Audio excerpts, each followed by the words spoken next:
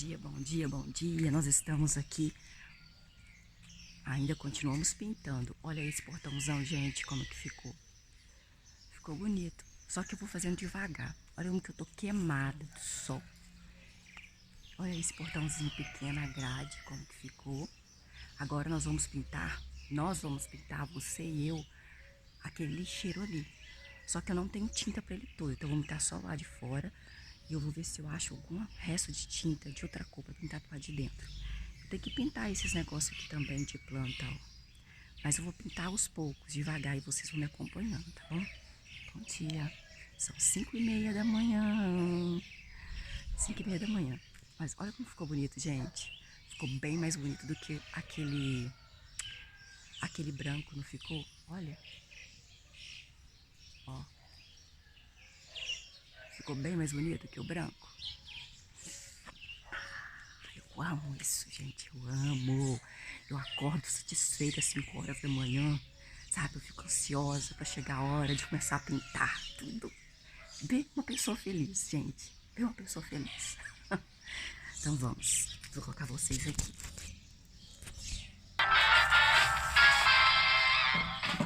Oi, boa noite. Tudo bom com você? Eu estou bem porque, principalmente, está começando aqui o nosso programa e é o nosso momento de ficarmos juntos, de falarmos de sexualidade, de falarmos de relacionamento, de falarmos sobre a vida. E é disso que eu gosto muito, de falar da vida, de crescer, de aprender. E de aprender com quem? Com você também. Não considero você apenas um telespectador, alguém ou um ouvinte nosso. Você é alguém que está aí do outro lado, que pode e contribui muito com a gente aqui. Quando interage, quando participa, principalmente, né? Porque aí sabemos mais de você. Mas mesmo você que fica só de longe acompanhando, eu sei que há benefícios e há uma troca. Eu te agradeço muito. Fique aqui com a gente para mais um programa muito especial. Hoje nós vamos falar sobre abusos. Abusos que permeiam a vida de muita gente, sendo que algumas têm consciência de que são abusadas e outras não.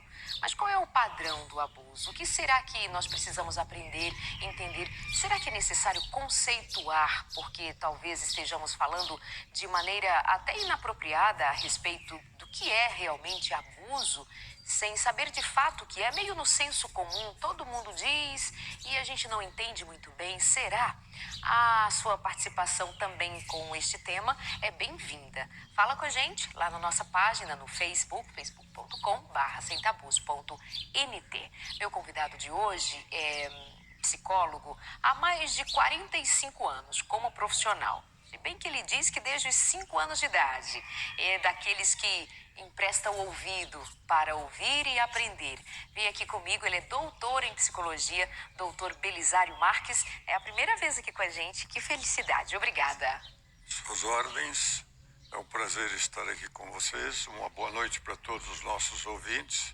Esperamos que aquilo que formos abordar seja de auxílio e de ajuda aos corações magoados, feridos, revoltados, enraivecidos e que possa ter uma vida melhor depois do programa. É isso, essa é a expectativa. Doutor, aqui nos últimos programas, inclusive, mas é muito comum, tanto neste quanto noutros programas, no consultório de família, que eu também estou à frente, as pessoas costumam mandar para nós muitas queixas, muito do sentimento, da história, da vida. E quando nós olhamos assim de modo geral, parece que o tema de hoje cabe muito na vida de muita gente, inclusive dentro das relações mais próximas do casamento, e que sugere algum tipo de abuso, de invadir a vida do outro e fazer o outro sofrer, enfim. Mas será que realmente sabemos o que é abuso, quando estamos abusadas? O que entender, além do senso comum, sobre abusos de todos os tipos, para a gente começar essa conversa? Bom, em primeiro lugar, a pessoa tem que ter uma noção do que é certo e do que é errado, do que pode e do que não pode, e ter uma noção daquilo que corresponde à dignidade física, mental, moral, social da pessoa. Se a pessoa não tem a noção daquilo que é importante para ela, então ela não tem parâmetro para avaliar o quanto ela é abusada ou o quanto ela não é abusada.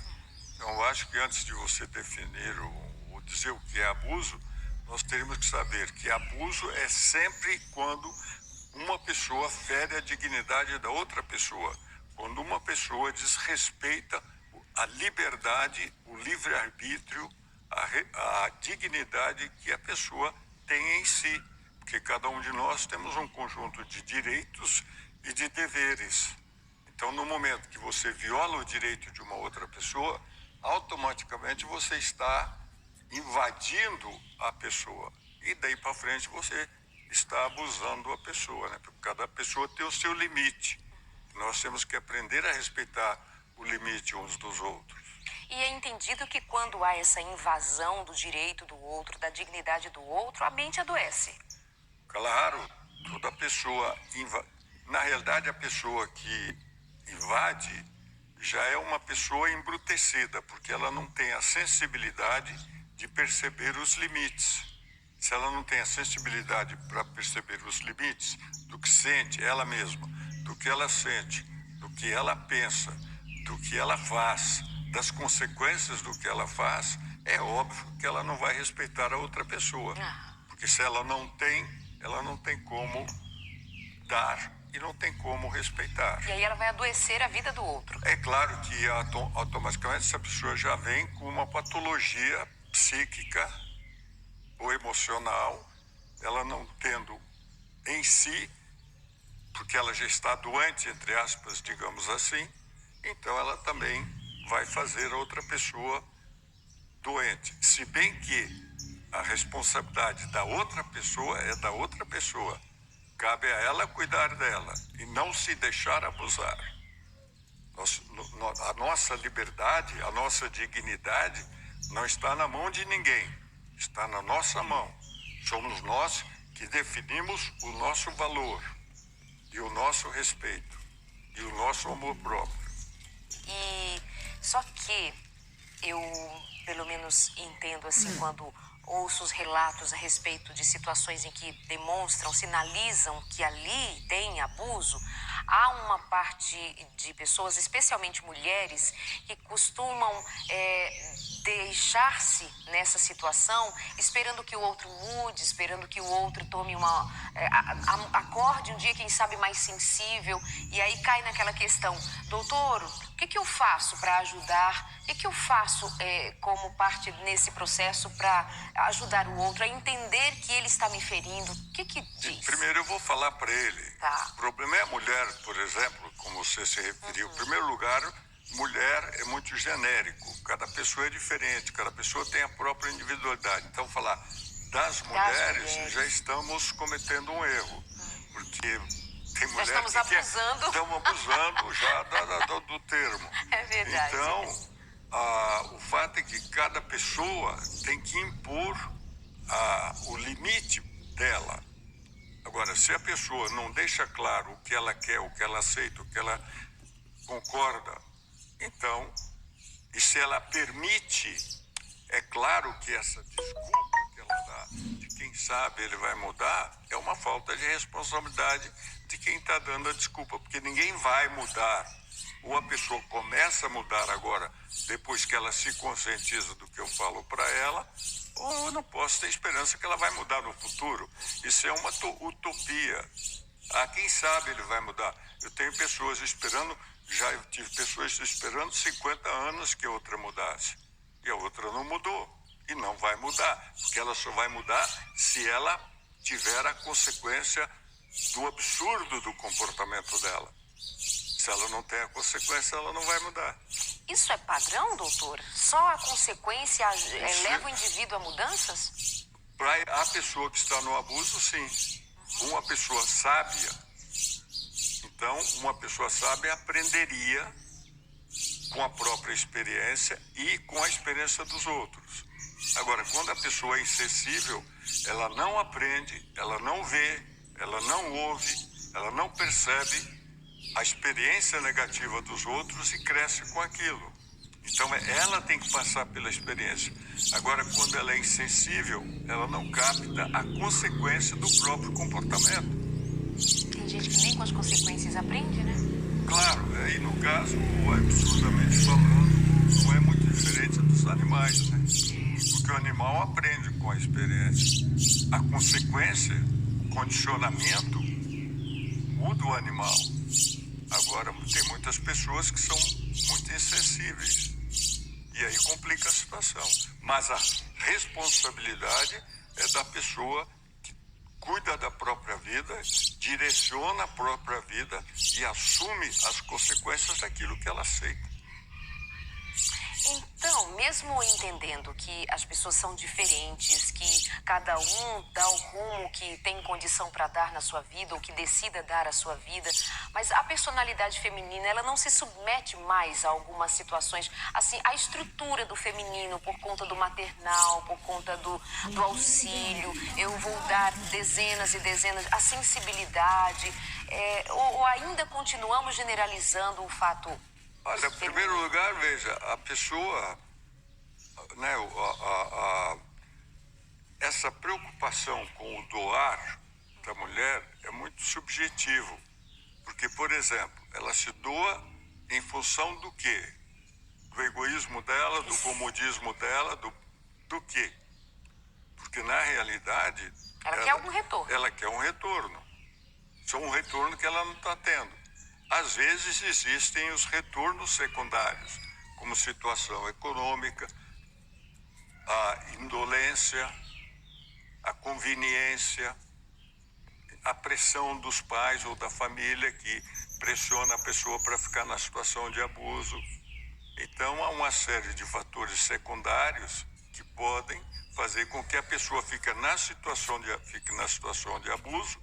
Então, isso é complicado, compreendeu? Por isso que é preciso que a pessoa entenda que tudo que acontece para ela é porque ela permite.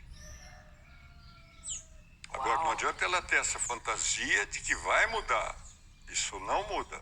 E a mulher realmente tem essa pretensão de que o amor dela, a afetividade dela, o carinho dela, a submissão dela, a aceitação de tudo quanto é abuso, vai mudar o marido e ele vai compreendê-la quão maravilhosa ela é. Agora, a minha experiência no consultório é que uma mulher, quando ela se submete totalmente, ela perde o marido e ele vai procurar outra para dominar. E ela Porque se aquela perde. já está dominada. Aí ela perdeu o tempo. Ela investiu numa relação falida, porque não pôs limite. Você e eu estamos aqui ouvindo o Dr. Belisário Marques e falando sobre abusos. E vamos pensar em alguns tipos de abusos também ao longo do programa. E eu quero você aqui com a gente. Escreve, fala com a gente na nossa página no facebook.com/semtabus.nt. Esse é o seu Sem Tabus para falar de sexualidade, mas de relacionamento, para falar dessas coisas que implicam muitas vezes em grandes dificuldades e você pede ajuda. Estamos aqui para compartilhar um pouco de conhecimento, para tentar estender a mão e apontar uma direção em que você é quem vai decidir se segue ou se não segue. Doutor Belisário, então assim, antes de continuarmos, para nós, para o público, para o leigo, para o para nós darmos continuidade à questão abuso, o que é fundamental saber para que a gente não se confunda no meio do caminho? Bom, em primeiro lugar é a pessoa se conhecer. Se conhecer, autoconhecimento. Autoconhecimento. Em primeiro lugar, autoconhecimento. Em segundo lugar, respeito por aquilo que ela descobre dela. Se ela negar o que ela descobre dela, ela já começa errado. Cuidar-se. Cuidar-se. Não é cuidar do outro. Não sei se falei no último programa. Mas a minha frase predileta é: cuida da sua própria vida, que você faz uma grande obra para a humanidade. E tenho fundamentos religiosos para dizer isso. Compreendeu ou não? Então, a pessoa precisa se cuidar, a pessoa precisa assumir a responsabilidade para se cuidar e a pessoa precisa também se compreender, ou seja, ter um pouco de compaixão de si mesma. Porque senão, ela não tem como estabelecer absolutamente nada. Para mim, a regra básica é essa, para daí para frente. Agora, uma pessoa nessas condições, ela tem que ter, em primeiro lugar, condição de se cuidar. Por isso, quando a pessoa fica desesperada para casar logo aí 19, 20, 21 anos de idade, sem estar preparada profissionalmente, é óbvio que ela já se predispõe a uma barreira pela frente. Ou então, quando ela engravida previamente, ela também já se predispõe a uma série de consequências negativas. Então, a pessoa tem que ter, primeiro, condição de cuidar-se independente do marido. Porque hoje, ontem mesmo, uma pessoa conversando comigo falou assim, agora, aliás, foi minha própria esposa, nós estávamos conversando sobre algumas coisas, ela falou, agora realmente casamento não é mais emprego. Eu gostei da frase, prometi para ela que vou escrever um artigo sobre isso. Casamento não é mais emprego. Exatamente. Aham. Então, deu para entender, porque se é emprego, aí se submete ao abuso, né? Então, vamos pegar esse gancho, casamento e abuso, dentro de uma relação conjugal, por causa da proximidade, por causa de duas pessoas que deixaram mundos e foram fazer o seu, onde também há uma presença do sentido de eu sou teu, você é minha, e há uma combinação de fatores que podem favorecer uma situação muito dolorosa se nesta relação não há limites. Primeira coisa, eu não sou seu e você não é minha. Então isso aí já está errado na colocação. Eu sou eu, você é você e nós nos unimos na vida para construirmos uma vida juntos. Uhum. Então a primeira coisa é a pessoa ter essa noção dessa separação de fusão. Não é uma fusão, é uma união. União em que os dois estão fundados nas suas próprias raízes, mas escolhe estabelecer a relação. Então aí a coisa muda de figura logo de início. Os pilares ficam firmados no seu devido lugar, exato, né? nos seus devidos lugares. Porque quando eu sou seu, você é meu, eu passo a ser propriedade. E eu não sou propriedade de ninguém. Essa ideia da propriedade passa pela má interpretação, por exemplo, de textos bíblicos? Claro! A pessoa mais cruel é a que usa a Bíblia para manipular os outros. E a pessoa pode usar, você é o sacerdote da família, você é a cabeça. Eu sou o chefe, eu sou o sacerdote. Quando você precisa falar isso, você já não é mais nada. Você já perdeu o poder. Quem invoca o poder já perdeu o poder. Mulher seja submissa. Isso aí, não, a mulher, ela deve respeitar o marido. É totalmente diferente. Respeito é uma coisa, submissão tem um pensamento de uma escritora religiosa chamada Helena Weiss, e ela diz assim, é impossível você submeter alguém e esperar o amor dessa pessoa. Então, fica muito claro, né? Religiosamente, mais claro do que isso, para mim não existe. Doutor Belisário Marques, fazendo-nos pensar sobre questões muito importantes, viu? Que vai tocar, às vezes, até em alguns paradigmas nossos, né? De alguma maneira parecendo estar bem estabelecidos, mas a gente precisa dar uma olhada e rever qual é a tua condição frente a uma situação de abuso. O que passa por sua cabeça, seu pensamento, dentro desse casamento, como é que vocês se mantêm, como é que vocês estão. Por exemplo, na volta, vamos falar um pouquinho sobre situações de abuso na área sexual, né? Porque passa para dentro dessa área, onde deveria ser a área em que mais se trabalha com afeto, com amor, já que nós estamos unindo-nos de uma maneira tão especial como deveria ser. Logo depois de intervalo, nós esperamos você aqui no nosso Sem Tabus. Até já.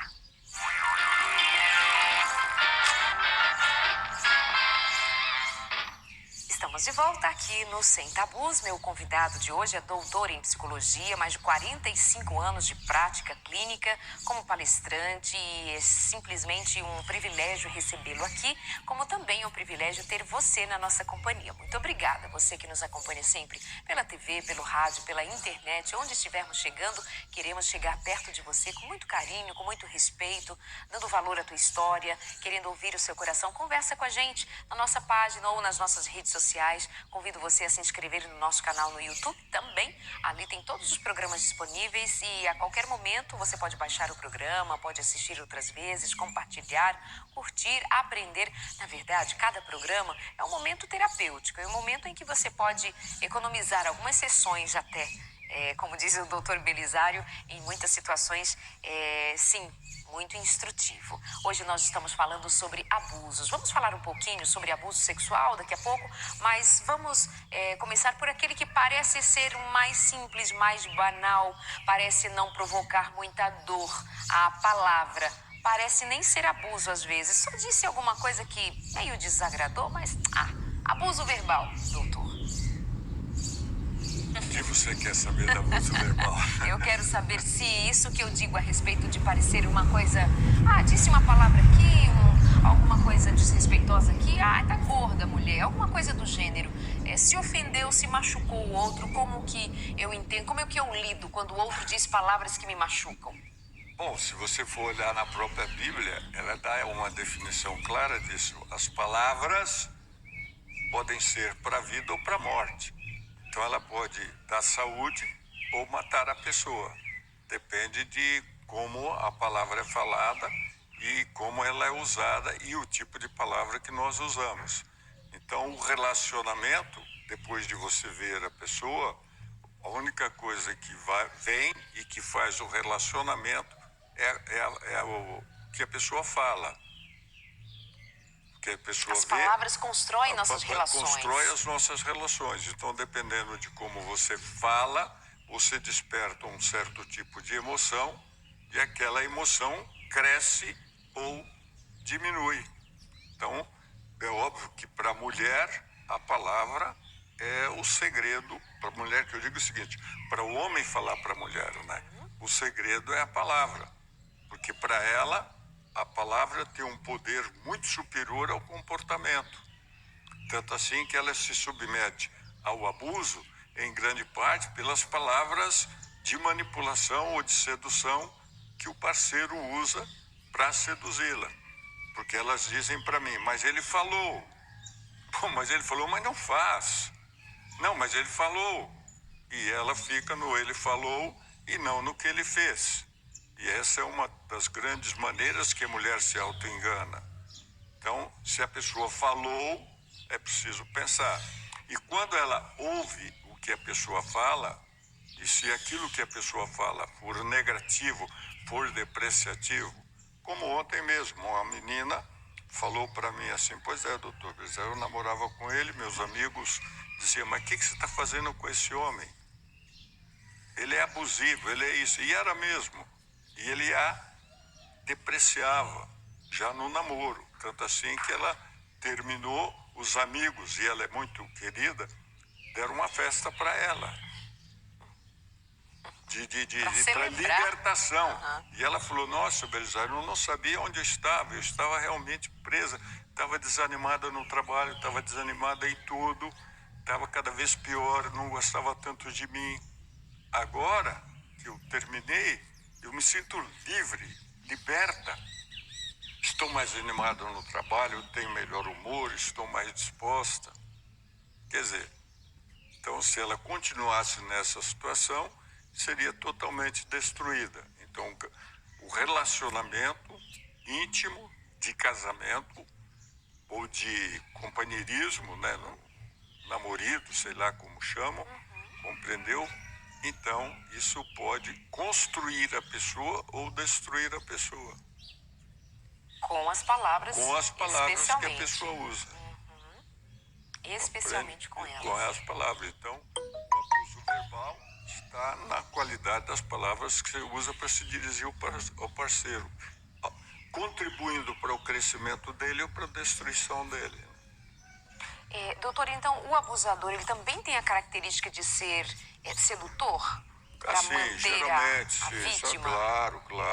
Todo abusador, ele é sedutor. E o problema do sedutor é que ele não usufrui o seduzido. Porque o prazer do sedutor é seduzir. Por isso que quando a pessoa não se submete à sedução, ele faz tudo até seduzir. Na hora que ele seduz, perde a graça. Isso pode ser tanto do homem como da mulher.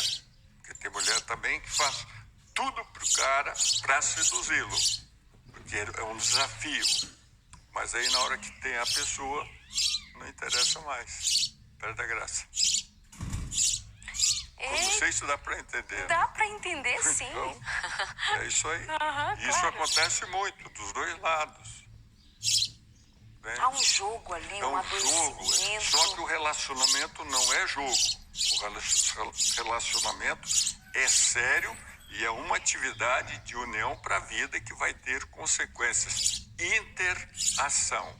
Que quer dizer o quê? Relacionamento é interação. Interagir. Agir entre si. Então, a influência que cada um exerce sobre o outro para a vida. Para o caráter, para o bem-estar, para o mal-estar. O que a mulher abusada normalmente faz? Ela foge do marido. Aí ela vai para o filho. Buscar o afeto, vai do filho. Então ela, em vez de fazer tudo para ir conversar com o marido, ela faz tudo para ficar com a criança. Só que a criança capta isso sensorialmente. E aí você compreende, não? E ela começa cada vez mais a gastar tempo com a criança em vez de conversar com o marido. Aí quando ela vem pro marido, ele só quer sexo. Aí ela foge mais ainda. E aí começa o processo complicado. Então tudo começa com a palavra.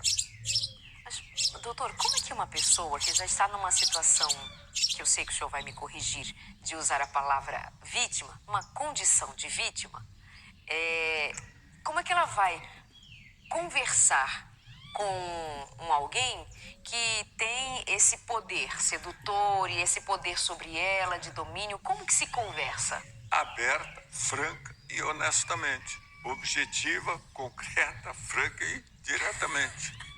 Vai e fala para ela, olha, a situação, para ele ou para ela, a situação é essa, essa e essa, a partir de agora eu não aceito mais isso.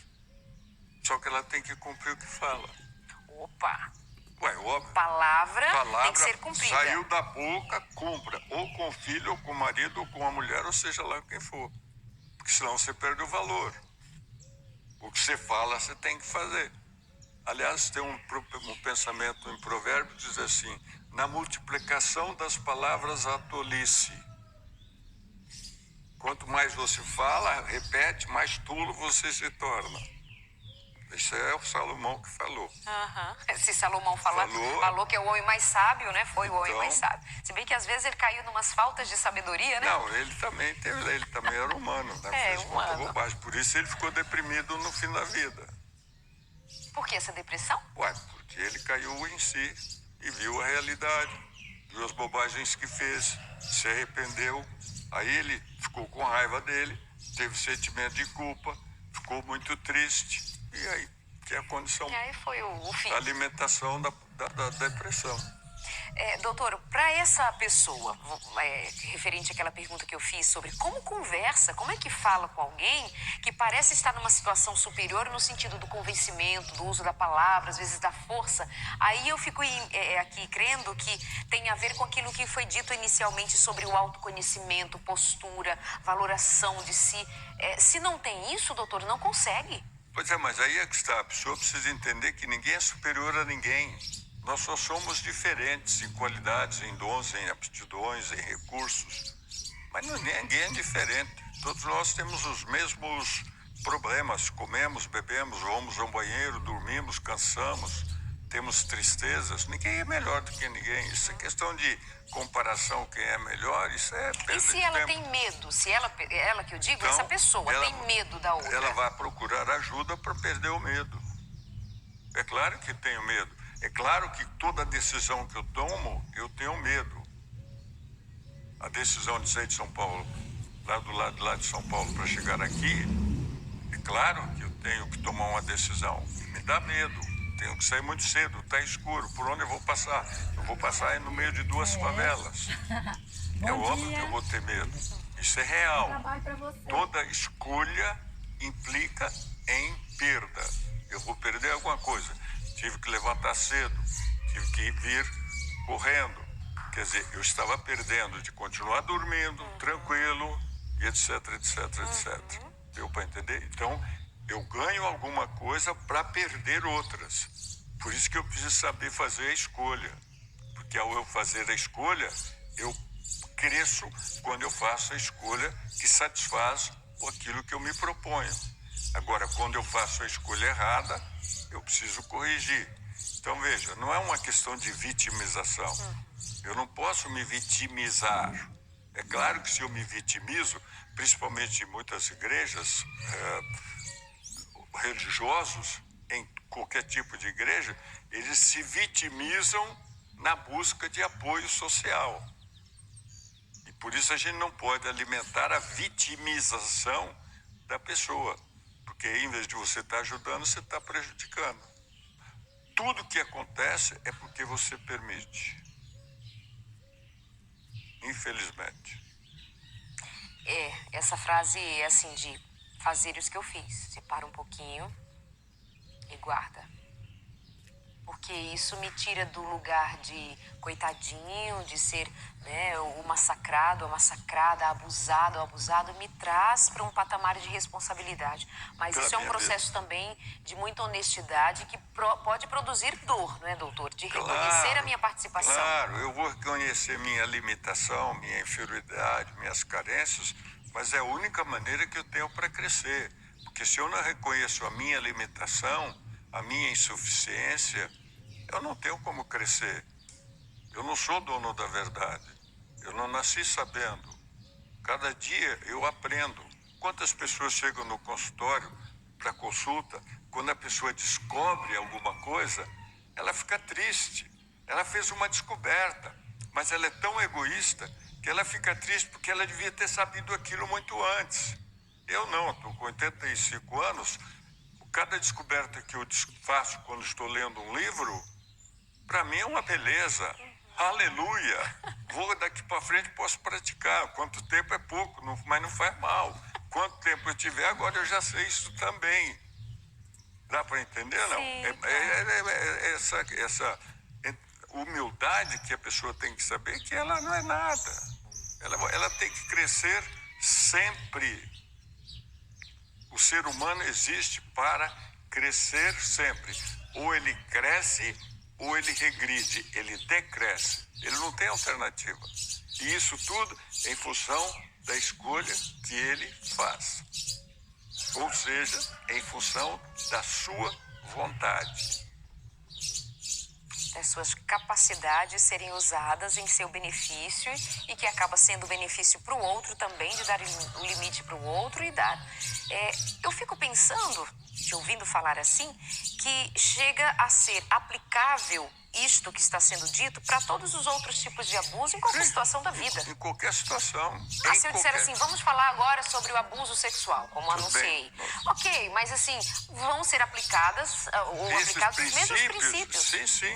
Por isso que a pessoa tem que ter um parâmetro. Ela tem que ter alguma coisa que rege a vida. Se ela não tiver um parâmetro para reger a vida dela, então também ela não é nada. É igual ontem... Alguém deu uma piada para mim, não é piada, a pessoa contou como piada, né? Eu contei para minha esposa e ela não deu risada, então não é piada. Mas ele disse que alguém estava falando de Alice no País das Maravilhas, ela olhou para cima e viu o gato. Então ela perguntou para o gato, qual é o caminho? Ele perguntou para ela, para onde você quer ir? Ela falou, para qualquer lugar. Ele disse, você pode pegar qualquer caminho. Se a pessoa não sabe para onde... Deu para entender, não? Qualquer caminho serve. Ou você tem uma... Eu gostei muito, foi um cliente que me contou, aliás, eu estou usando o que não é meu, tá bom? Tá Tem bom. que agradecê-lo depois e pagar os Aprendeu direitos essa, não foi, autorais. doutor? Aprendi essa ontem, adorei. Compreendeu? Adorei essa colocação. Porque é exatamente, se você não sabe o que você quer, então qualquer coisa tá bom. Programas que fizemos, assim, uma série deles respondendo perguntas de pessoas que nos escreveram, contando suas situações, muito repetidas vezes, de sofrimento, olha, sem tabus, meu marido quer determinada prática sexual, eu não quero, ele insiste, eu acho que ele é perverso, eu acho que ele é de muita pornografia, eu não quero isso pra mim. Ou o marido diz assim, eu tô cansado, quero ir embora, porque minha mulher me humilha, minha mulher me destrata. Uma série assim. E então não dá pra ir em outra direção a não ser indivíduo, o que você deseja, o que você quer e o que você vai fazer com isso. Exato. Né? Se submeter ou mudar. Olha, para não explicar muito, eu vou lhe contar um fato. A senhora chegou no consultório e disse, Belisário, meu marido só gosta de prostituta. Belisário, meu marido só gosta de prostituta. Belisário, meu marido só gosta de prostituta. Chegou um ponto que eu falei para ela, o que você quer? Não, eu queria que ele mudasse. Eu falei, mas ele não vai mudar, porque ele gosta de prostituta. Ela falou, então o que eu faço? Eu falei, você só tem duas alternativas. Ou sair da relação, ou virar prostituta. Tá bom. Ué, deu pra entender, não? Ué, qual é a alternativa que você tem? Compreende? Obrigar o outro a uma mudança não vai conseguir. Ele não vai mudar. Quer dizer, se é isso que dá prazer para ele, tudo bem. Compreende? Não, ele pode continuar a vida dele. Eu não estou respondendo por ele. Eu estou respondendo pela responsabilidade com ela de tentar ajudá-la. Ah, faça isso, faça aquilo, faça aquilo. Às vezes, uma menina que estava submetida a um treinamento de psicoterapeuta, muito jovem, deu 26 sugestões para uma pessoa em 15 minutos de gravação. Depois que ela foi treinada, ela não deu nenhuma sugestão. Na primeira, ela brigou com a pessoa que ela deveria ajudar, porque a pessoa não aceitou nenhuma sugestão. Na segunda, ela só ouviu. E a menina que foi ouvida agradeceu profundamente a ajuda. Por ter sido ouvido. Então, não adianta nada você ficar dando sugestão para a pessoa, porque a pessoa não vai executar. Então, o que você tem que ter é ação. O que eu vou fazer? Aquela objetividade que eu falei para vocês. Se você que não quer a posição, não faça a posição. Agora, não faça uma vez, pensando que fazer uma vez você vai agradar. Porque se você pode fazer uma vez, você pode fazer duas, pode fazer três, pode fazer quatro, pode fazer cinco. Como é que você vai mudar depois que você já quebrou o princípio? Ou é um princípio ou não é. Isso vale para tudo, em todas as dimensões, da posição, de tudo. Qualquer coisa. Teve uma moça que dizia assim, ele está me pressionando tanto que eu estou quase cedendo. Ué. Cedeu. Acabou, uai, pronto, tudo bem, ótimo. Aí se ela cedeu, pode ser que na hora ela fique contente, mas logo depois ela vai ficar triste. Aí depois ela vai se desvalorizar, daí ela vai perder a autoestima, aí ela vai enfraquecer. E aí ela vai ficar doente, porque ela vai repetir o ciclo, porque ela já enfraqueceu, ela não vai resistir mais. Aí é que ela vai se vitimizando. E aí, como ela vai se vitimizando, aí ela vai ficar doente ou se viciar. Quero entender ainda mais sobre isso, depois de intervalo. Ou fica doente ou fica viciado. Tudo tem a ver com quebrar ou não quebrar um princípio, tomar ou não tomar uma decisão. É daqui a pouquinho, até já.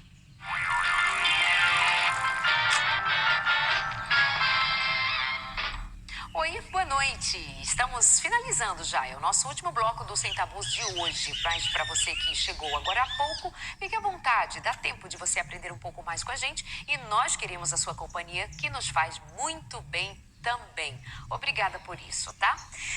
Nosso convidado, doutor em psicologia e de uma experiência vasta, incrível, a maneira de comunicar, de dizer para nós a respeito de questões que são do dia a dia de muitos de nós, hoje especialmente abusos. E antes de falar do abuso, do que vem de fora, do abusador, do que o outro faz, do que o outro produz em mim, nós estamos dando prioridade a falar sobre como daremos resposta, quais são as decisões, quais são os caminhos, quais são as tomadas de atitude que nós podemos tomar para então tratar dessa situação de modo mais efetivo. Senão ficamos patinando, né? No tema, na situação. Doutor, uma questão trazida por uma ouvinte. Eu vivo num relacionamento de 5 anos com um tipo de violência que me deixa muito marcada e sofro muito com isso. Até não sei como lidar. E ela até o final, ela vai dizer de que se trata esse abuso.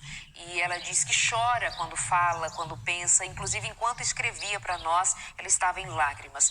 E ela diz, referente ao sexo com o meu marido, é horrível. Como eu vou fazer amor com um homem que me distrata? Eu preferia a violência física, preferia apanhar. Eu acho que seria menos doloroso. Amo, me dedico por inteira a um homem que me humilha muito. Perdi o ânimo, não tenho paz, muito menos qualquer tipo de alegria. Sei que preciso muito de ajuda, mas não encontrei alguém para me ajudar. Eu própria não tenho ânimo para sair dessa situação. O que foi feito a essa mulher que a deixou sem ânimo, sem ação?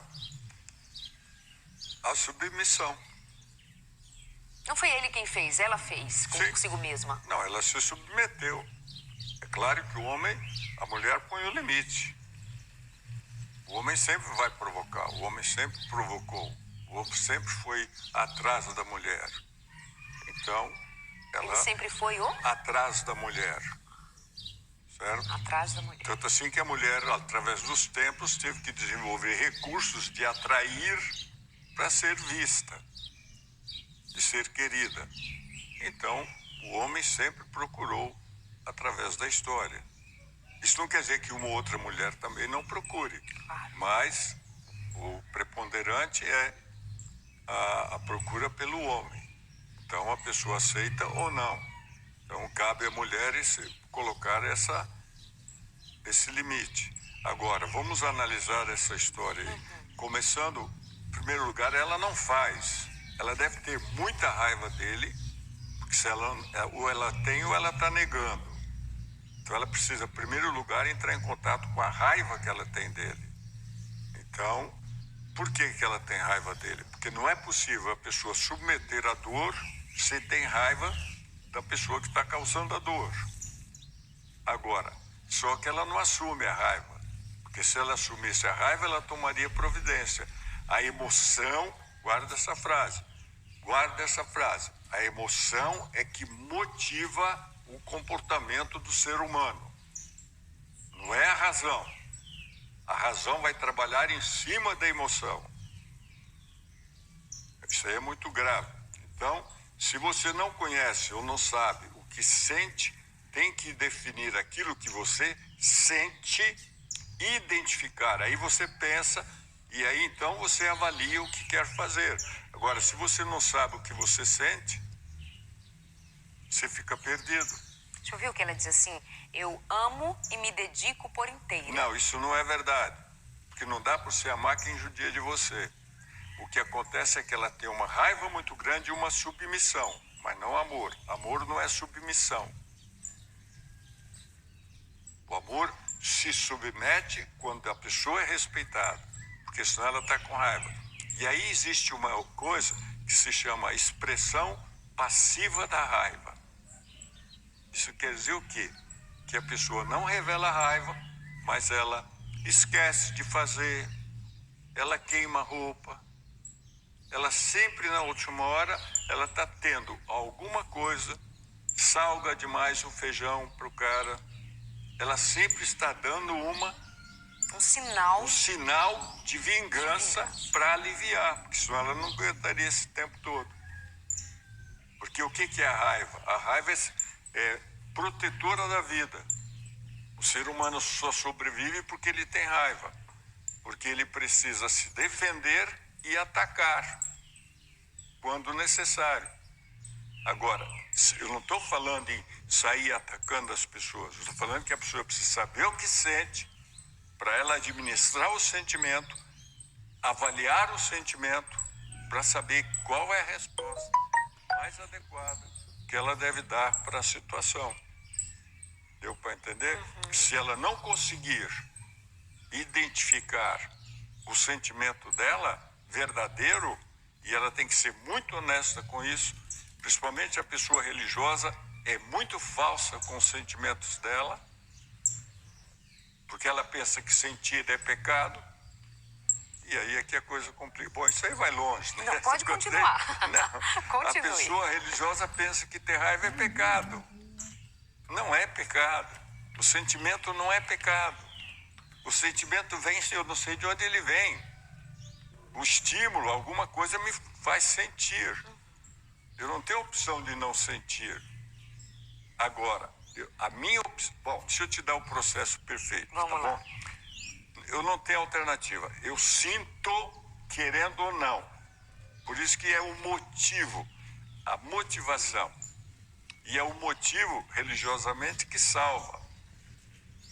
É aquilo que está lá no íntimo da pessoa. Então eu sinto. Aí eu identifico o sentimento com o pensamento. Aí eu sinto, penso, aí eu avalio o que eu quero fazer ou não com o sentimento. Aí, quando eu estou fazendo a avaliação, é porque eu tenho várias alternativas que eu posso fazer. Aí eu decido por uma alternativa. E aí eu executo aquela alternativa. Aí essa alternativa tem consequências. E é aqui que eu vou ver se a escolha e a avaliação que eu fiz foi correta. Muitas pessoas partem do sentimento para a ação. Está totalmente errado. É o impulsivo, é o insensível. Sentiu, fez. Agora, uma pessoa racional, então ela vai pensar, vai avaliar, vai escolher. Na hora que ela escolhe, aqui é que ela peca. Quer ela execute o fato ou não. Se ela executar o fato, aí é onde vem o dolo ou não dolo, né? Compreendeu? Não tem como. Então, se a pessoa nega o sentimento, ela não tem como ter motivação para nada. Por isso que ela não sai da situação. Ela não tem motivação suficiente, porque ela não está levando em consideração aquilo que ela sente. Agora, é óbvio, ela não pode ser passiva ou achar que ela não vai pagar um preço. Qualquer escolha que ela fizer, ou ela paga o preço de ficar no casamento abusivo, ou ela põe limite, ou ela tem que sair da relação. A mente não consegue trabalhar com uma divisão tão grande de pensamento, de sentimento, uma submissão, uma dor, um desgosto tão grande por muito tempo sem adoecer. Não, porque, veja bem, o ser humano, quando ele fica em conflito e não sai do conflito, ele fica bloqueado. Claro. Então, o que acontece? Porque o conflito está consumindo, por isso que ela não tem força. O conflito está consumindo a energia vital dela, ou a libido, ou a força vital.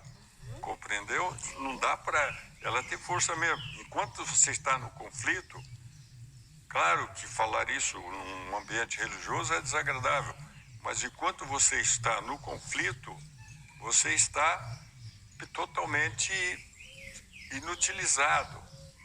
É preferível você sair do conflito, mesmo que seja errado. Por exemplo, o sujeito chega lá, como já aconteceu, o cara falou: você quer fazer terapia para quê? Você quer parar de beber ou não? Muitos anos atrás. Não, Belisário, eu não vou parar de beber. Minha família quer que eu faça terapia, mas eu não vou parar de beber. Eu falei: o senhor não quer mudar? Ele disse: de jeito nenhum, eu vou beber até morrer. Eu falei: então o senhor não precisa fazer terapia. Para quê? Decidido. O senhor já decidiu, o senhor já definiu a sua vida. Vai e beba até morrer feliz.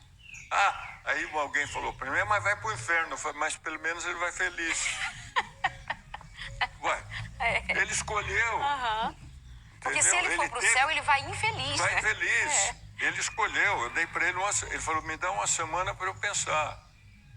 Ele foi, voltou na semana seguinte, ele deu um soco na escrivaninha e falou, escolhi, doutor Bezerra, muito obrigado por o senhor me dar a chance de escolher. E vou beber até morrer. Que todo mundo me dá bronca.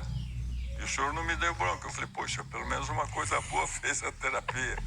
Ué, você escolheu, deu para entender? Não. Então, esse é o ponto. Então, ela não tem... Enquanto ela estiver no conflito, ela não tem como ter forças, porque enquanto ela está entre dois sentimentos, aliás, é bíblico. Não cochereis entre dois pensamentos. Não podeis servir a dois senhores ao mesmo tempo. Uma casa dividida contra si mesmo não subsiste. São vários pensamentos bíblicos que está falando isso aí. Não pode comer na mesa do Senhor ou tomar o cálice dos demônios. Você não pode estar no caminho do inferno querendo ir para o céu. Como você não pode, você compreendeu? Você não pode ir para o inferno se você está no caminho do céu. É isso. Ué, É. simples. É isso.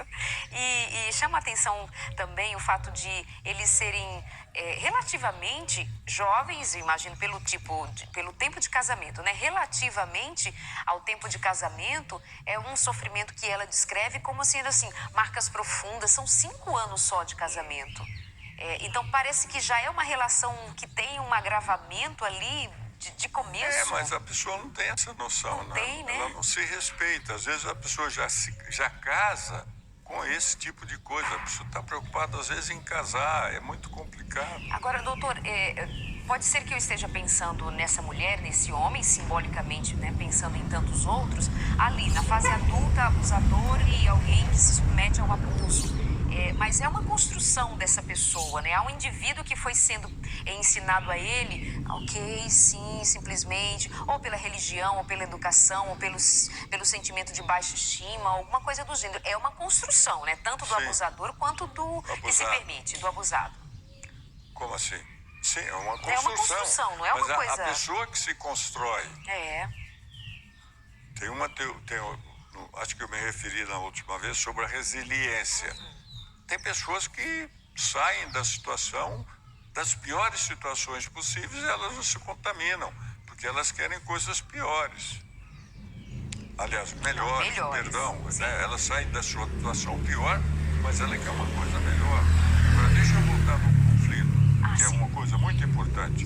O conflito, com o tempo, vai minando, porque como é uma série de sentimentos negativos que ela tem, vai minando o sistema imunológico dela.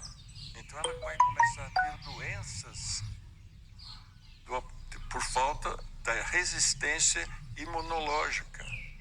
Esse é o problema. O corpo responde. O corpo vai responder e tem uma emoção que se chama repugnância. O que é? Quando a cabeça não funciona, o corpo reage.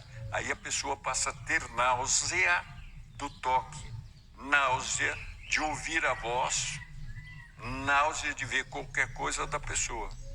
Isso é uma proteção para a sobrevivência desse indivíduo, né? Por isso, quando a cabeça não funciona, o corpo paga. É popular, o ditado é popular. E o religioso, a crença mal colocada, vai dizer assim, eu não posso sentir isso. Eu não posso. Como eu estou sentindo isso dele? Aí não legitima essa emoção e permanece num caminho de morte. Exato, claro. Voltando ao lado religioso, isso aqui é uma instituição religiosa. No livro Mente, Caráter e Personalidade, página 420, está escrito: você não pode controlar os seus sentimentos, seus impulsos, seus pensamentos como deseja, mas pode controlar a sua vontade e fazer uma grande diferença na sua vida. Como diferenciar entre eu não posso pensamento, eu não posso sentimento, eu não posso dominar, mas vontade eu posso? O que é sentimento, emoção e vontade? A vontade é escolha. A vontade decisão, é racional. Aí a decisão segundo aquela escolha feita. Sente, pensa, avalia, escolhe. Então, escolha é vontade. Aqui eu vou exercer a minha vontade. tem nada a ver com sentimento, não tem nada a ver com impulso, não tem nada a ver com desejo. Eu penso no desejo, eu tenho um desejo. Nossa, eu tenho um desejo todo momento. Eu sou homem. Fim de semana mesmo vi uma pessoa que eu fiquei tonto. Uma mulher tão bonita que era. Eu falei, nossa, não sabia que existia. Tudo bem. E Vai, pronto, passou. mudou nada na sua Mudou vida. nada na minha vida.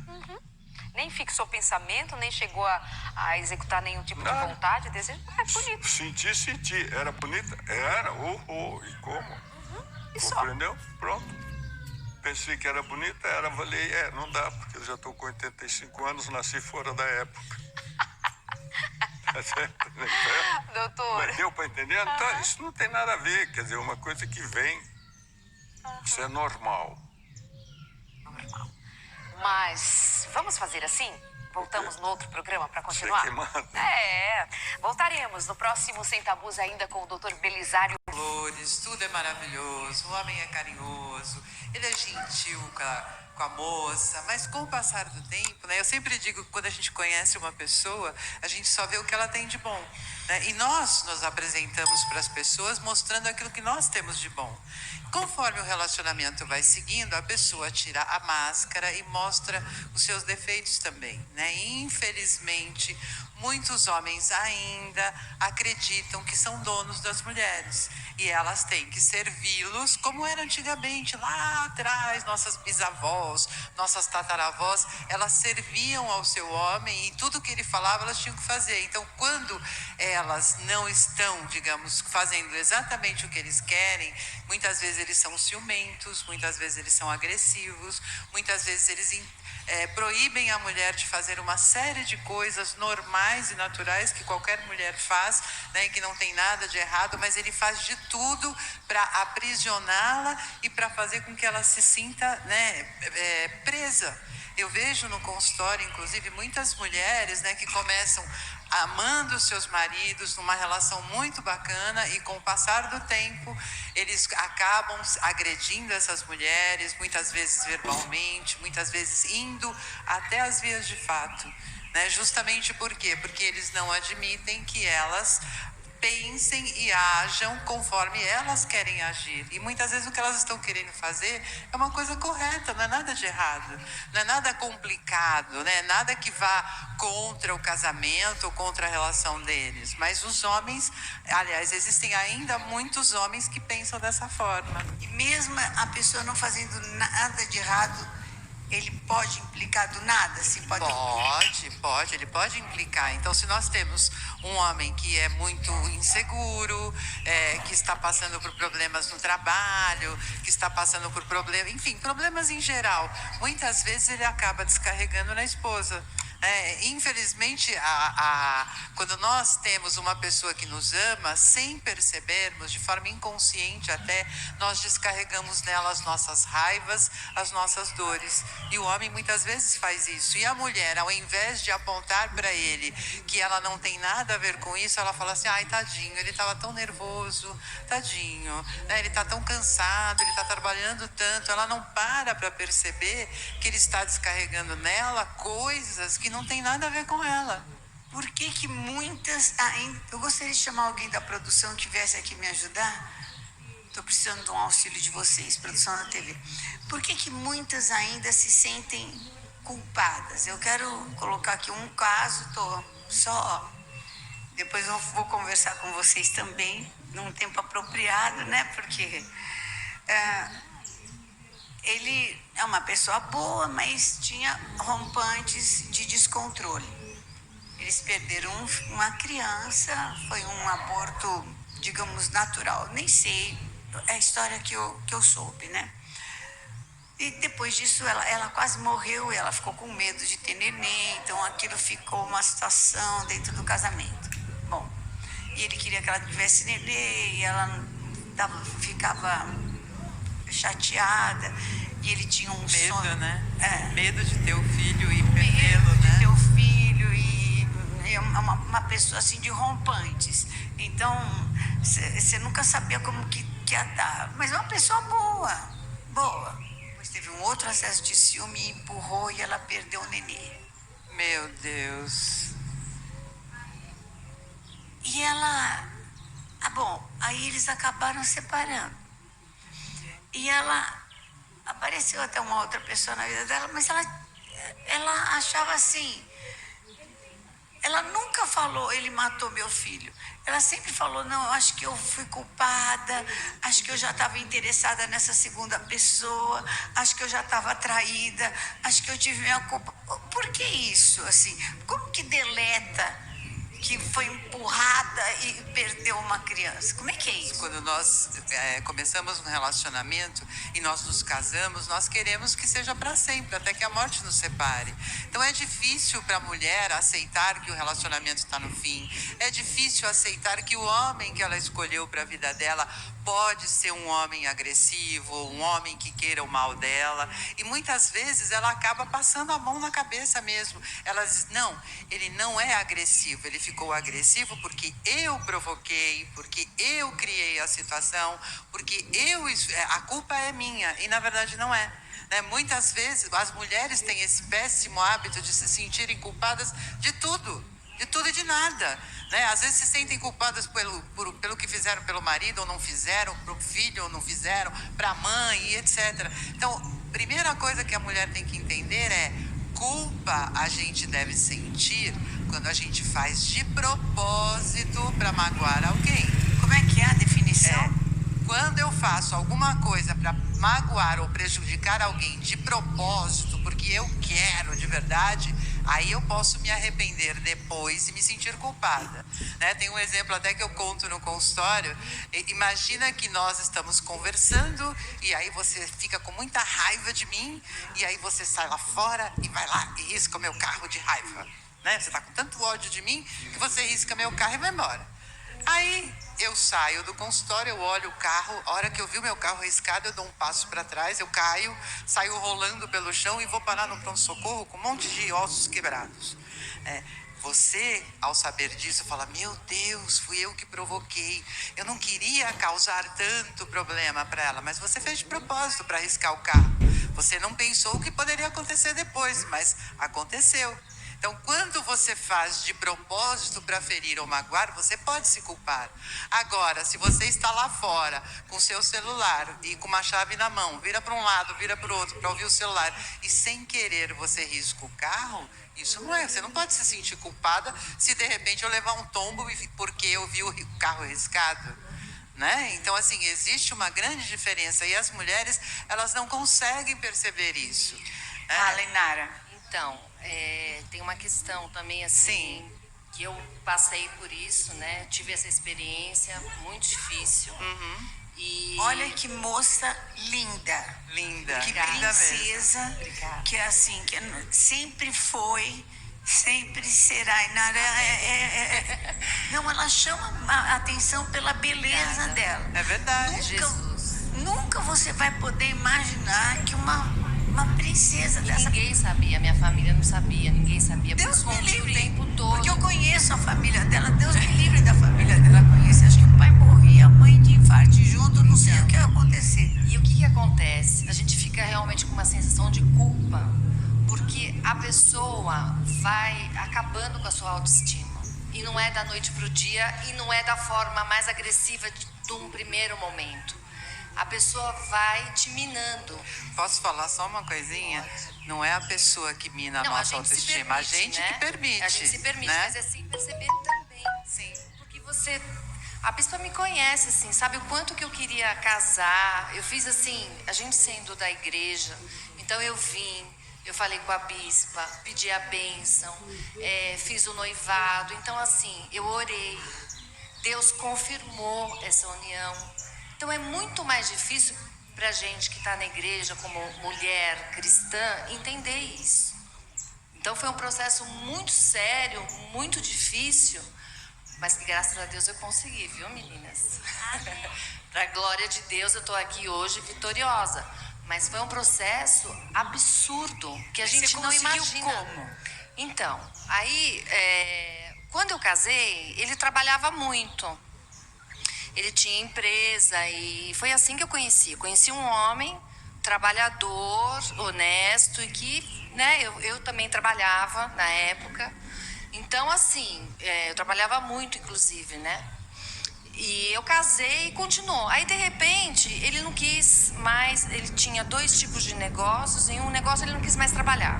Brigou lá com os sócios, tudo bem, não foi mais num negócio. Depois ele também tinha uma empresa da família, ele não quis mais ir trabalhar com a família. E aí a gente ficou numa situação complicada, porque ele não queria mais, e não queria que eu trabalhasse também. Ué, mas aí, Então...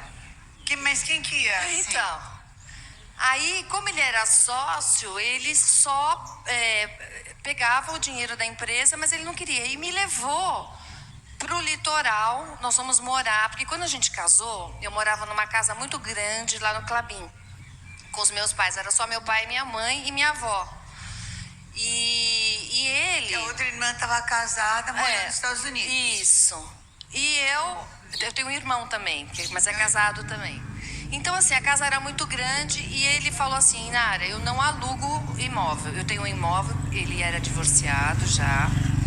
E ele falou assim, eu vou vender o imóvel pra gente comprar o nosso.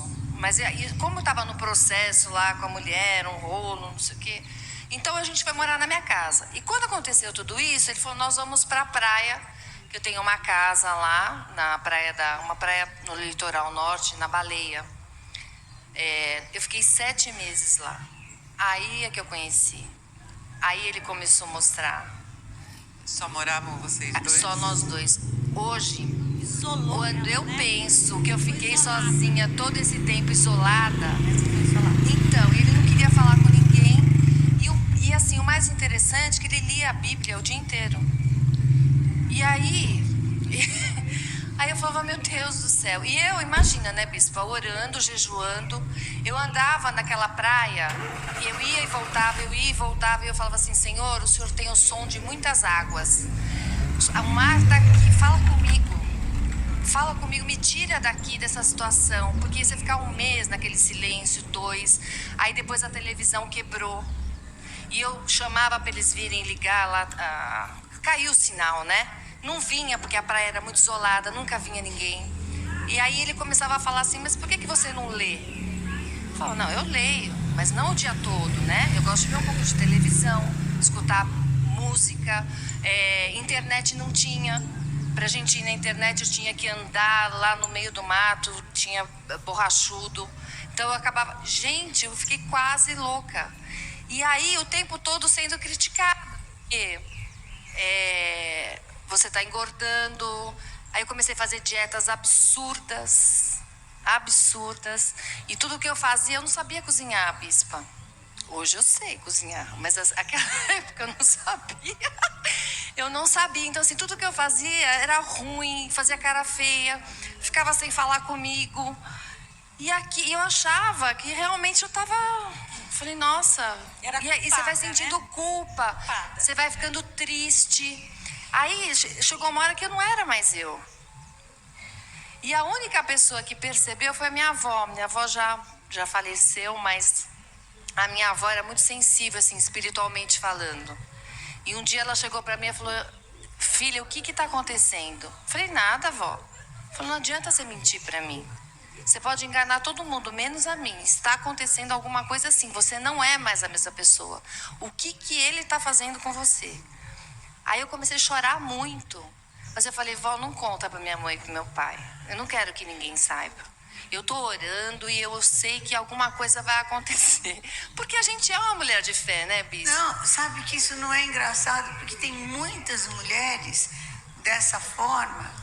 E o que pode acontecer é você morrer também. É verdade.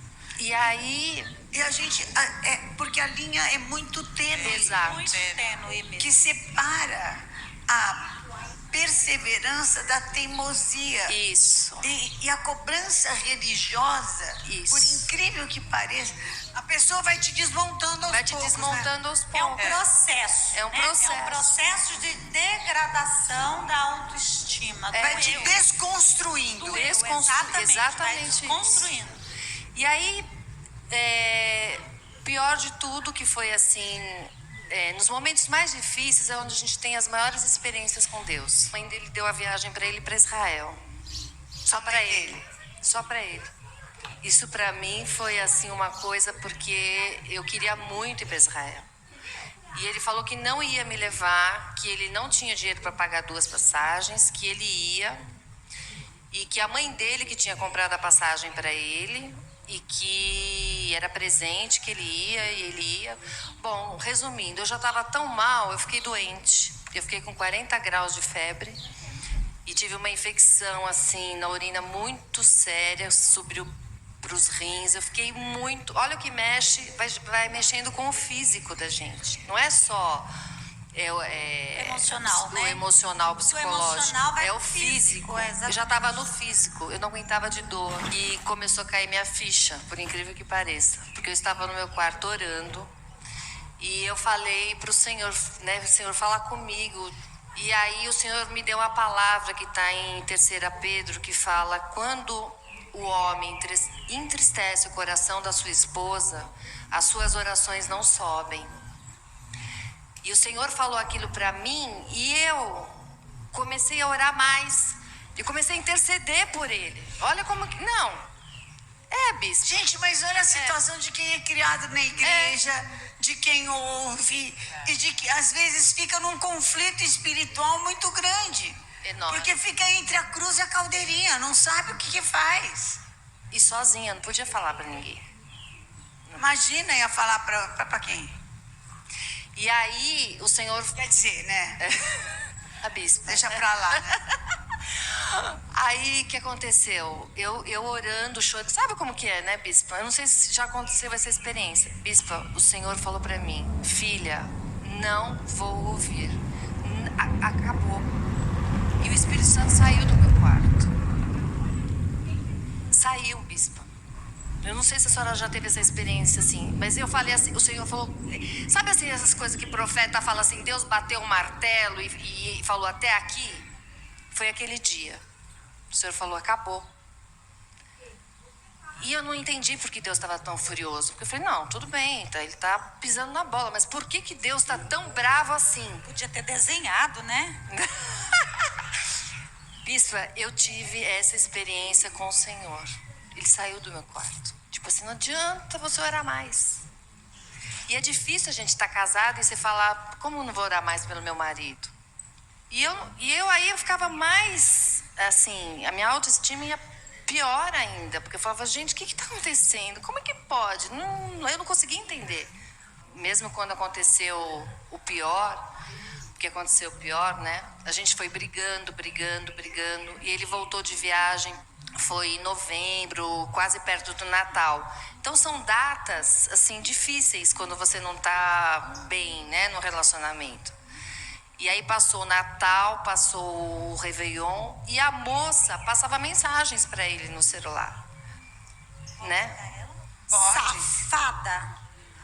Eu acho assim, eu não vou julgar ninguém porque eu acho eu não sei o que a Bispa Sônia fala toda hora, assim, né? Quem frequenta a Bispa fala, o que homem casado fala quando ele quer ter uma outra mulher? Fala que a mulher é louca, que a mulher é doente. Todo culto a Bispa fala isso, mas A história é igual, gente. A cantada é a mesma. Não muda nunca. Não muda. Talvez a moça não escutou, a moça não sabia. E a outra que também já tá querendo ouvir a cantada, acredita porque quer. Enfim, às vezes está fragilizada também, não sei. Bom, enfim. Não vamos julgar. Não vou julgar, mas assim, eu só peguei uma conversa no WhatsApp e eu falei, o que é isso? E ele falou, Chuchu, nada, não é nada. Isso aqui, ele chama Chuchu.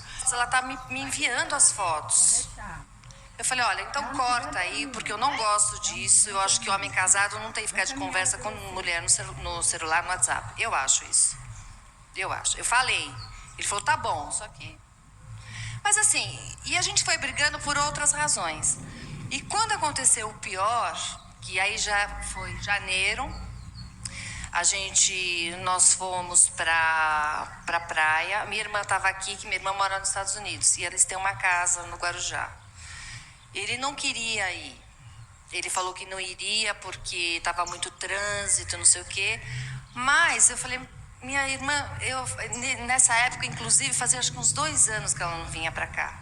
Eu falei, minha irmã vai chegar, a gente vai estar reunido, meu pai vai fazer churrasco, sabe aquelas coisas? Eu falei, eu queria muito estar com a minha família, com a minha irmã.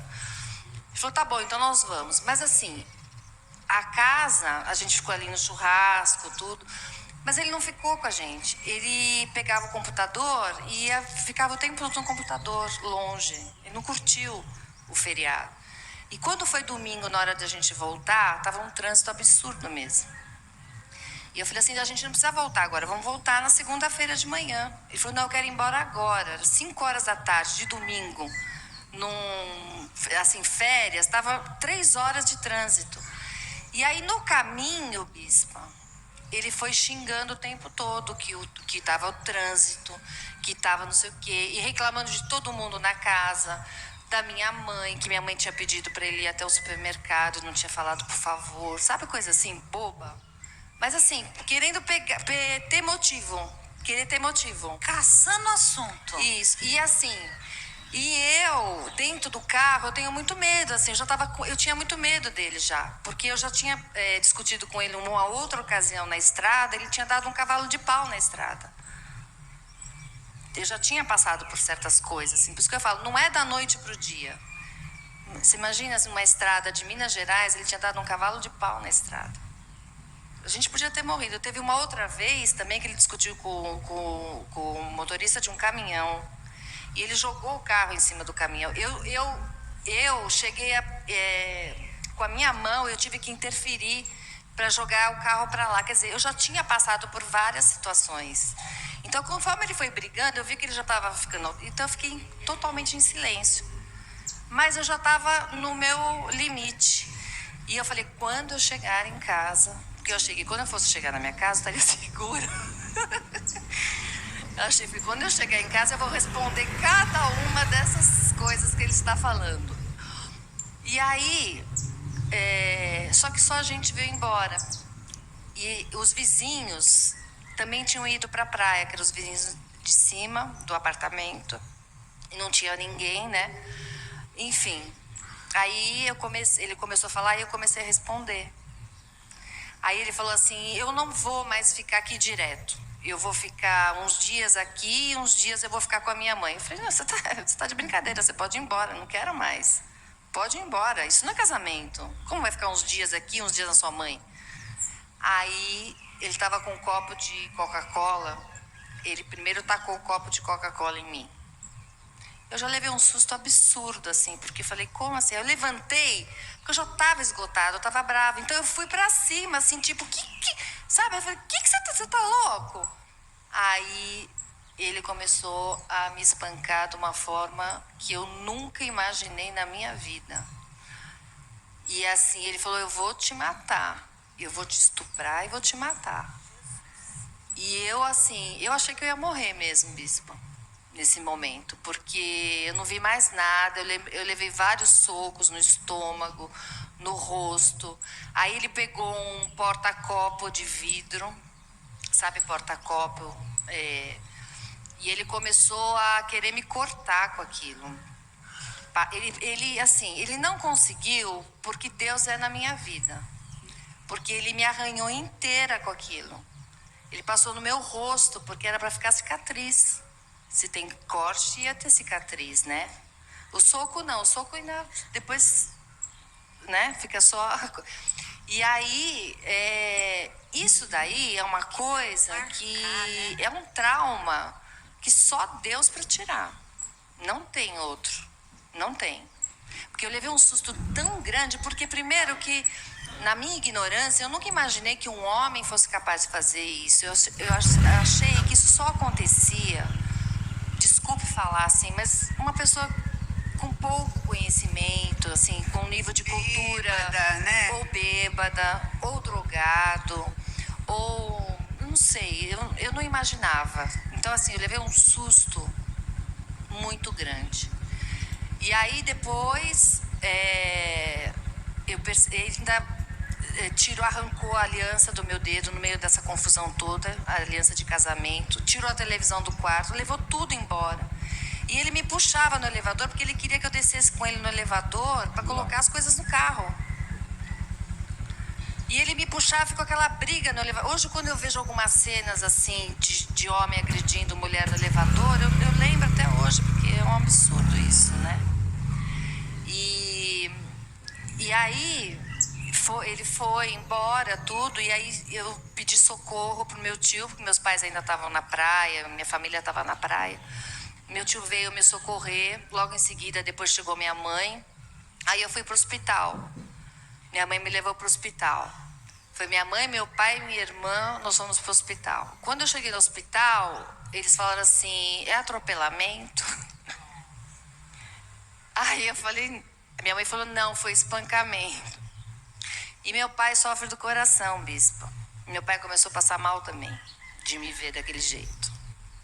E conforme meu pai punha a mão assim no coração, eu falei, não, eu tenho que ficar bem, porque pelo amor que eu tenho aos meus pais. Eu falei, eu não posso, eu tenho que ficar bem. Então, assim, alguma coisa, uma força dentro de mim absurda, que, assim,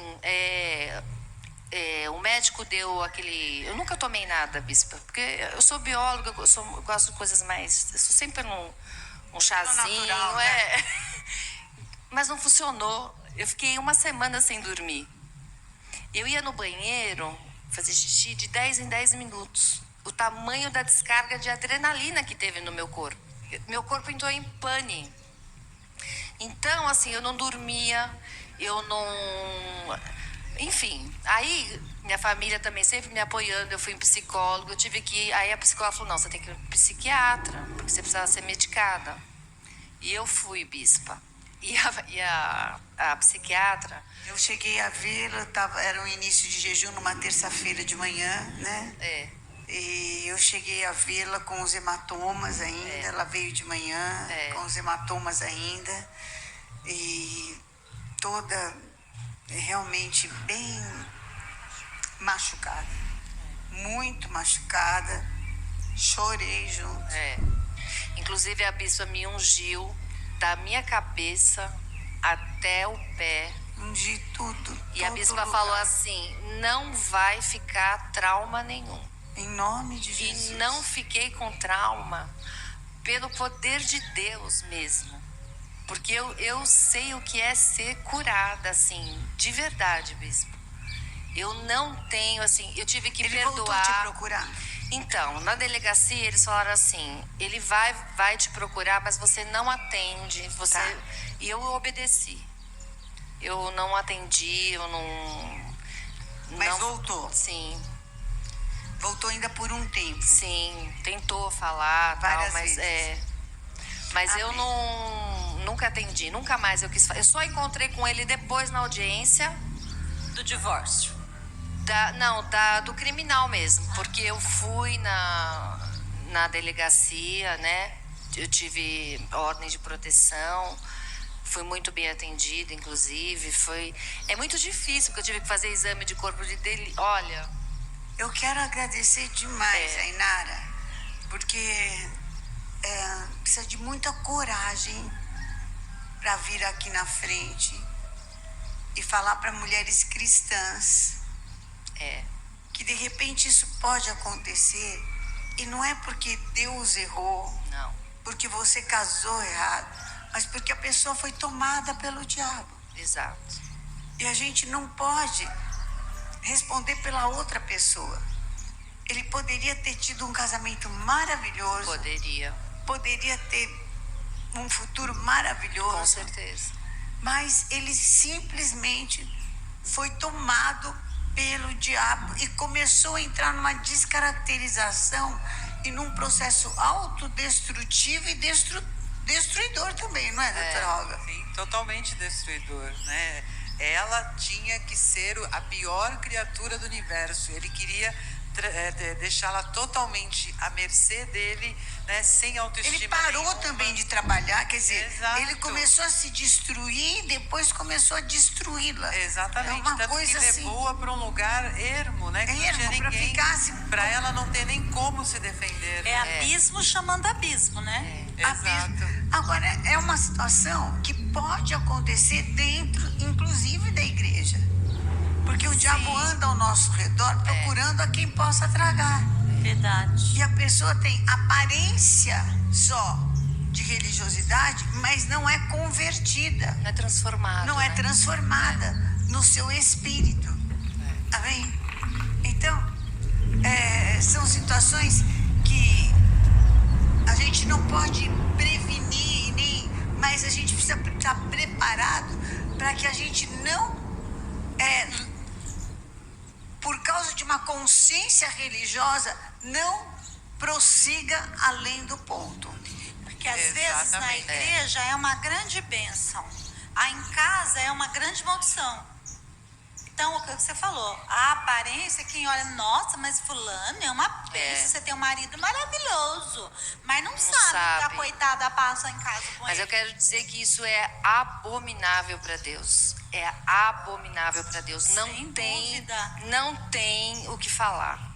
Deus não se agrada, Deus não quer isso para ninguém. O Senhor chora, o Espírito Santo chora com a gente.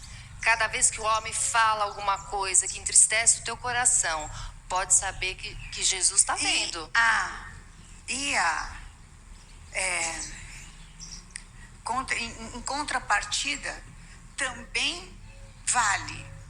Cada vez que a mulher arrebenta com o emocional do seu marido, fala que ele é uma droga, que ele é uma porcaria, que ele não serve para nada, que destrói, que desconstrói a pessoa. Igual. Cada vez que você desconstrói o seu filho, desconstrói a sua filha, é tudo igual para mim. Isso é abuso familiar. Então eu estou colocando aqui, eu não quero focar só em marido e mulher, mas quero focar em todas as situações. O que faz? A pastora Eva é do Galf. O que faz quando o filho começa a te desconstruir? Que sábado, domingo de manhã eu chorei aqui com uma mãe, uma mulher bonita também. Eu a vi, eu soube, a pastora Débora Você viu? Cuidou dela, Nós recebemos alguns casos, aconteceu comigo. Gente, ela estava roxa. O filho deu um soco no dela, foi no meio do olho, que o olho dela não abria. Ela veio aqui na frente e eu comecei a chorar. Então, bispa, essa sensação de culpa que como esposa ela teve, e muitas mulheres têm, os pais também têm, logo que descobrem que o filho está usando droga. Porque os pais, eles ficam tão desesperados que eles não entendem. Então, a primeira coisa é assim, ai meu Deus, onde eu errei? Aí, enquanto fica naquele processo de culpa, eu sempre digo aos pais, às mães principalmente, mãe é uma bênção, né? Eu sempre digo que enquanto ela fica se sentindo culpada, porque a acusadora é Satanás, ela deixa de ajudar o filho e deixa de procurar ajuda para ela primeiro, né? Hoje eu entendo. Porque ela precisa se reconstruir. Precisa. Ela precisa voltar a ser ela. Porque aí passa a viver a vida do filho. E um filho, ele vai ficando cada vez mais sem limites, porque a mãe está se sentindo culpada, então ela vai atendendo a tudo aquilo, né? É como se fosse um bebê que ela vai ficar andando atrás dele, a criança quando começa a crescer, né? Protegendo para que nada leve ele a usar droga, para que nada o contraia, que ele não pode ficar contrariado. Tem 10 filhos, um só usa droga, ela só cuida daquele, os outros 9 estão de boa. Marido também, ela às vezes nem liga pro marido. Então o que acontece? Neste processo todo, ele vai ficando cada vez mais sem limite. E ele já sabe qual que é o limite. Porque assim, ele sabe. Aí eu já sei que se eu berrar não adianta, que se eu chutar não adianta, que se eu quebrar alguma coisa não adianta, que se eu não... Então... Eu vou partir para as vias de fato. Não é, doutora Olga? Exato, cada vez mais ele vai testando, ele soca a mãe, ele morde a mãe, ele quebra as coisas da mãe. Rouba, e a mãe lá, rouba a mãe, rouba, exatamente. nada E a mãe acontece. fala, coitadinho, coitadinho. É a não. droga. A função dos pais e da mãe, principalmente, é educar e colocar limite. Não é um coitadinho. Mesmo que ele já tenha se envolvido com drogas, você precisa trazer ele para o mundo real. O mundo real é cheio de limites, né? Se nós vamos fazer alguma coisa errada, por exemplo, se eu estiver dirigindo numa velocidade acima do normal, do que está na placa, eu vou receber uma multa. Se você não pagar a conta de luz, a luz é cortada. Então veja, os filhos precisam aprender a lidar com limites. E num primeiro momento, é natural quando o teu filho não tem limite, ele ficar muito revoltado quando você coloca o limite. Mas você tem que ser firme, você não tem que ter dó. É porque o mundo lá fora não tem dó de ninguém, né? E é importante o seu filho saber lidar. Tanto que o que eu vejo hoje em dia, muitos jovens se envolvem com a droga justamente por quê? Porque os pais não colocam limites, porque os pais superprotegem, porque os pais fazem tudo por esses filhos para eles não sofrerem. E aí, quando o filho se torna adolescente, se apaixona por uma garota ou por um menino, se apaixona. E aí a pessoa não corresponde àquela paixão. O que ele faz? Ele sente uma dor tão grande, mas tão grande, que ele nunca sentiu na vida. Porque aprender a lidar com a frustração é uma coisa que a gente aprende com limite. Lá em casa, desde pequenininho, com a mamãe falando não. Então, a dor é tão grande, que aí ele está lá, depressivo, a jovem está depressiva porque ouviu um não. E aí o que acontece? Aparece alguém, porque hoje em dia a droga está em todos os lugares. Alguém, ai, você está mal? Olha, experimenta isso aqui, você vai ver que legal. O jovem experimenta, naquele momento ele se sente ótimo, né? Porque a droga abafa todos os sintomas. Daí, para se drogar e se tornar um viciado, é um pulo, né? Então veja, muitas vezes os pais, sem perceberem, por amarem demais, acabam levando seus filhos para o mau caminho. E depois, quando acontece, até os pais, a mãe principalmente, entender, ela vira uma facilitadora. Exato. Eu vou morrer, o cara vai me matar, eu preciso de tanto. Eu sei porque eu entrei nessa, gente, caí nessa, eu paguei droga sem saber. E às vezes eles nem estão devendo, eles querem para poder usar. Ou se ele pede 50, ele deve 30 e 20 ele vai usar. Então, a gente não sabe o que fazer, não tem uma cartilha, não é? Por isso, eu sempre oriento as mães a primeiro buscar para elas. Agora, eu oriento o seguinte, a mãe não tem que apanhar do filho. Então, é assim, melhorou? Querido, é o seguinte, se isso acontecer mais, porque não adianta conversar com o cara zoado, né? Usando o português bem claro e a linguagem deles. Se isso repetir, eu vou fazer um BO. Só que ela tem que fazer mesmo. Se ela não for fazer, não fale. Porque se acontecer de novo e ela não fizer, aí vai acontecer sempre. Não pode ameaçar, não tem pode que fazer. ameaçar. Eu falo, quando você colocar um limite pro teu filho, que seja um limite suportável primeiro para você. Porque se não for suportável para você, você vai abrir mão dele.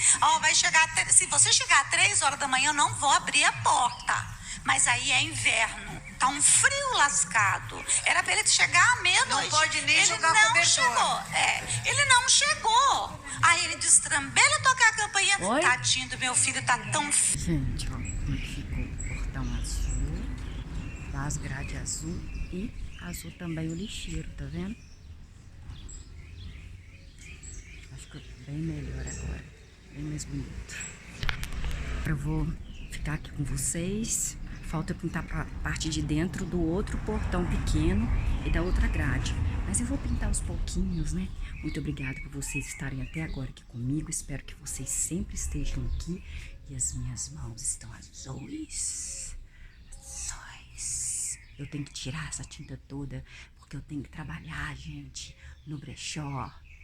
Por favor, se você puder ficar aqui, fique, não saia. Peço às pessoas para se inscrever nesse canal, que sempre tem coisas novas, sempre tem coisas, porque é a minha vida, este canal, eu estou mostrando a minha vida. Se eu estudo, se eu leio um livro, eu leio com vocês.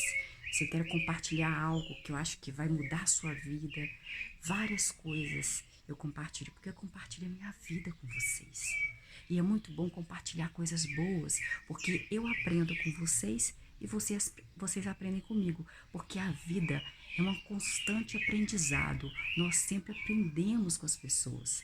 Nós estamos aí para aprender mesmo. Nós nunca paramos de aprender.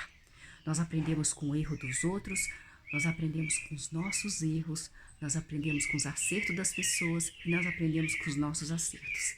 E é por isso que nós estamos aqui.